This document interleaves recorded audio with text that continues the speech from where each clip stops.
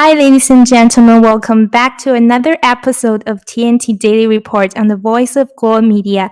My name is Rika. If you like the video, please like, share, and subscribe to our channel. If you have any thoughts, please comment down below. We'd love to hear your valuable feedbacks. Let's moving on to our first daily news of today about Pakistan military is on the shopping spree of military equipment in China.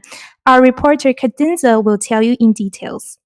According to India Today's news report on August 18th, Pakistan is on a shopping spree of military equipment from the CCP. The long list of items includes 80,000 rounds of steel bullets which are potent enough to pierce through bulletproof jackets. They have been used by terror groups against security forces in the past years.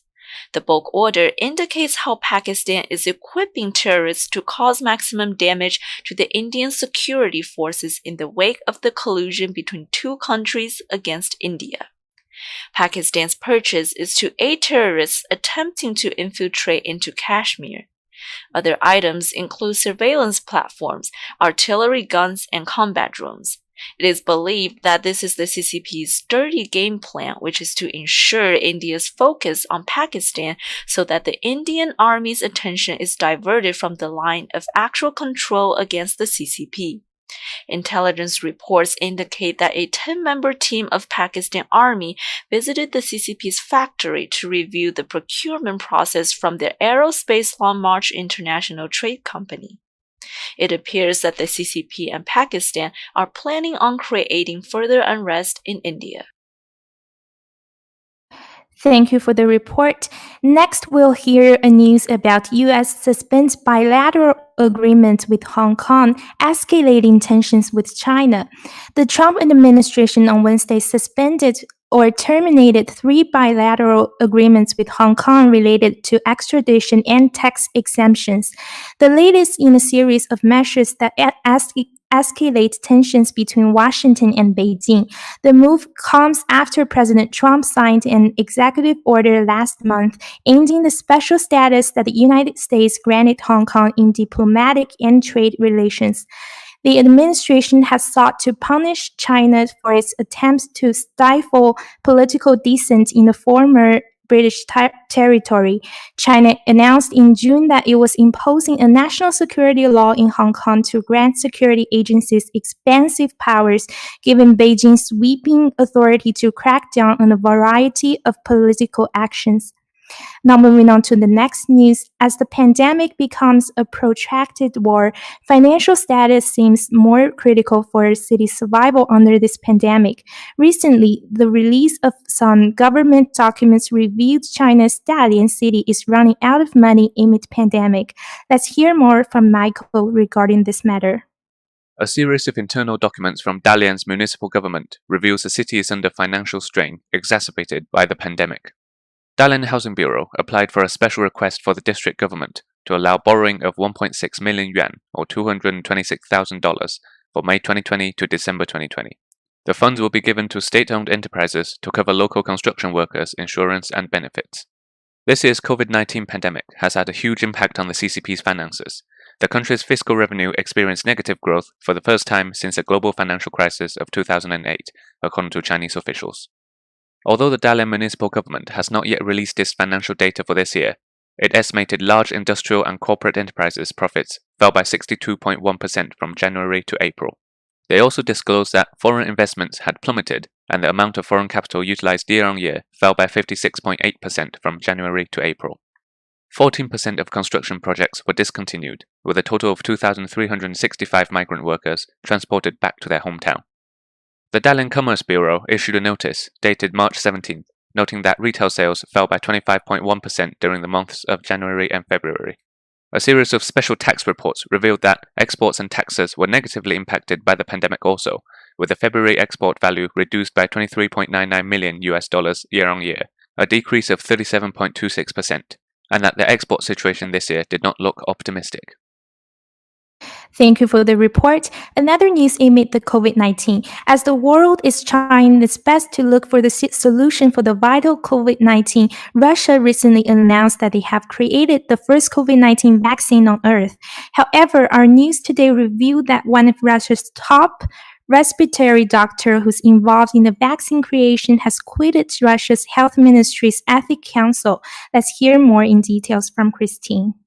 Professor Alexander Chuchayin has quit the Russian Health Ministry's Ethics Council after making a fierce attack on the new Sputnik 5 drug ahead of the body approving its registration. Chuchayin sought and failed to block the registration of the vaccine on safety ground before quitting the Ethics Council. He specifically accused the two leading medics involved in its development of flouting medical ethics in rushing the vaccine into production. On August 11th, Putin claims that Russia created the world's first coronavirus vaccine and that his own daughter has already been given it, although specific reasons for his resignation were not given. In an interview shortly before he quit, Chuchayin warned, in the case of a drug or vaccine, we, as ethical reviewers, would like to understand, first of all, how safe it is for humans. Thank you for the report. Moving on to our next news regarding Taiwan is planning to ban mainland Chinese streaming giants iQiyi and Tencent. Taiwan is planning to ban mainland Chinese streaming giants iQiyi and Tencent Holdings from operating services on the island, joining the US and India in placing restrictions on China tech champions and heightened political tensions. The formal order, which will be announced on September 3rd, will prohibit Taiwanese individuals and organizations from working with mainland Chinese video streaming companies, the Ministry of Economic Affairs said in a notice on Tuesday.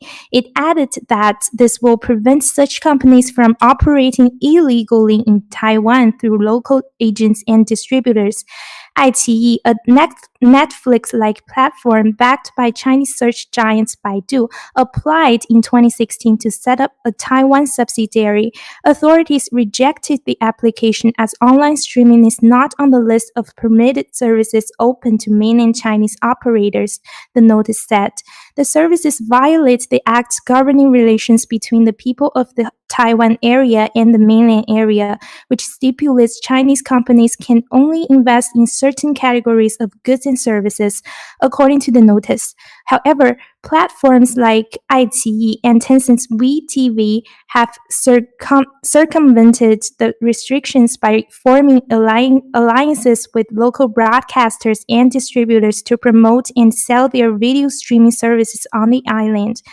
iQiyi, which may have as many as 6 million subscribers across Taiwan, according to a Taipei Times report in July, has a partnership with Taiwanese company OTT Entertainment to promote and sell its services on the island.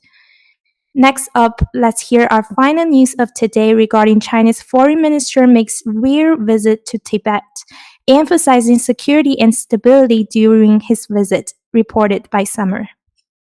China's Foreign Minister Wang Yi made a rare visit to Tibet and the border areas last week, which drew close attention from multiple Indian media outlets. Top Chinese officials visit Tibet annually, but it's rare for the foreign minister to visit the remote Himalaya region. Wang met with local CCP Secretary Wu Yingjie and the chairman of local government Qi Zhala. He emphasized that the security and the stability of the region is important to the overall development of the country. Wang praised Tibet for its achievement of economic and social development, border stabilization, and participation in One Belt, One Road. It is reported that China is beefing up the border infrastructure in Tibet. Tibet shares a border with Nepal, the capital of which is a signatory to Beijing's Belt and Road Initiative. Beijing has initiated a number of infrastructure projects in the area, including Trans-Himalayan multi-dimensional connectivity network through Tibet. In addition, Wang also spoke about the current international situation, apparently referring to China-US diplomatic, political, and trade tensions, which has reached a new low in bilateral ties recently. Thank you for the report. That's all the news we have today. Thank you for listening, and we'll see you tomorrow at TNT Daily.